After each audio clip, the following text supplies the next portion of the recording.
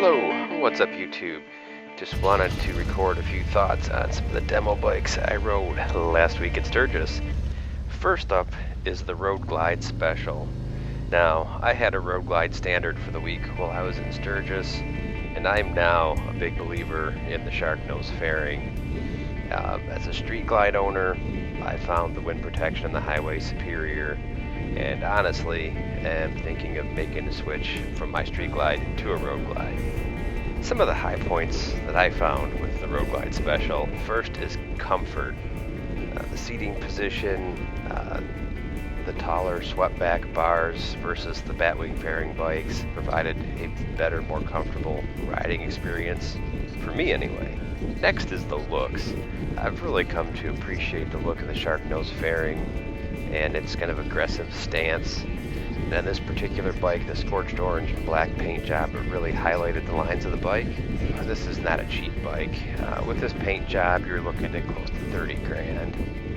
Standard Road Glide Special, I believe, is about 27.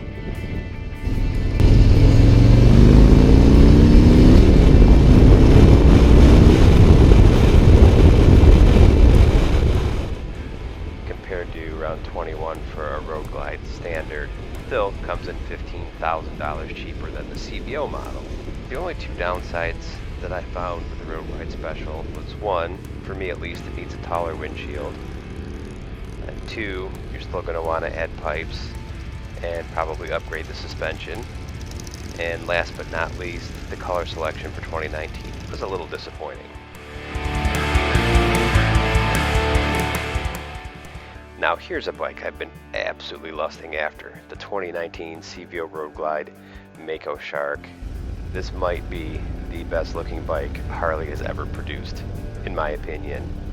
I know I just said that the Road Glide Special is a better value, and that's probably true, but when you look at this bike, the finishes and the extras, the 117-inch motor, it almost justifies the high price tag. The paint job is absolutely amazing on this. The fade is gorgeous. All the trim is top-notch, top of the line. All the extra toys like the power locks just make this one amazing machine.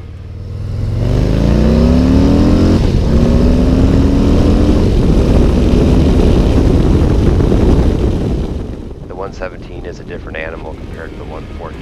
It doesn't seem to have quite the same low-end torque, but if you rev it a little bit, you really get the power on the top end, and it is a quick bike.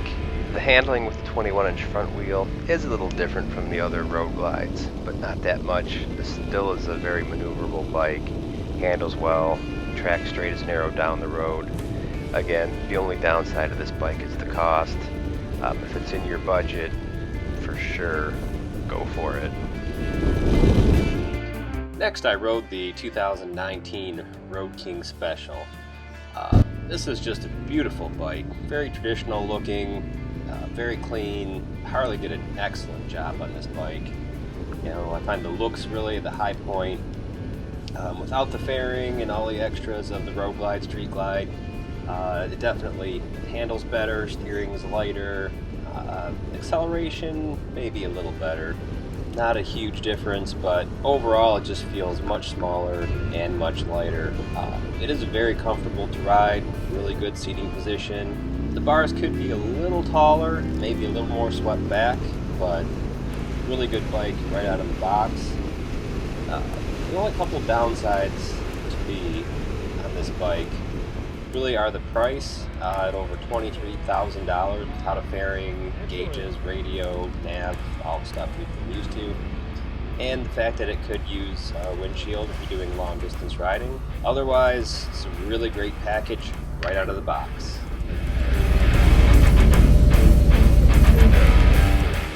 Then just for a laugh, we rode the Tri-Glide Ultra just to see what it was like, and I gotta say, it is one supremely comfortable ride.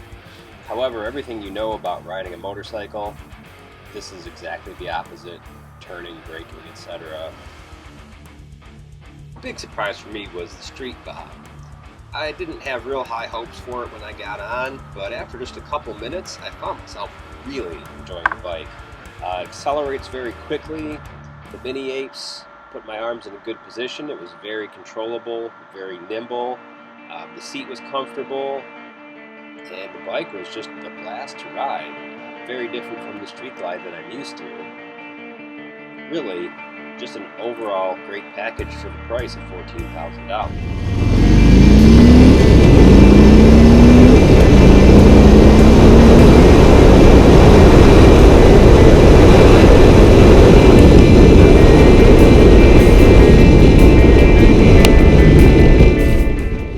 I think anyone who's interested in a Sportster, if they have the room in their budget, should really look at this bike. It is a huge step up. Just a really good all-around motorcycle. A couple things I would change though would be replace the small digital cluster, which is very readable, with some analog gauges and possibly a set of forward controls, as the mid controls were a little cramped, even though I'm not that tall. But overall, excellent value for the money.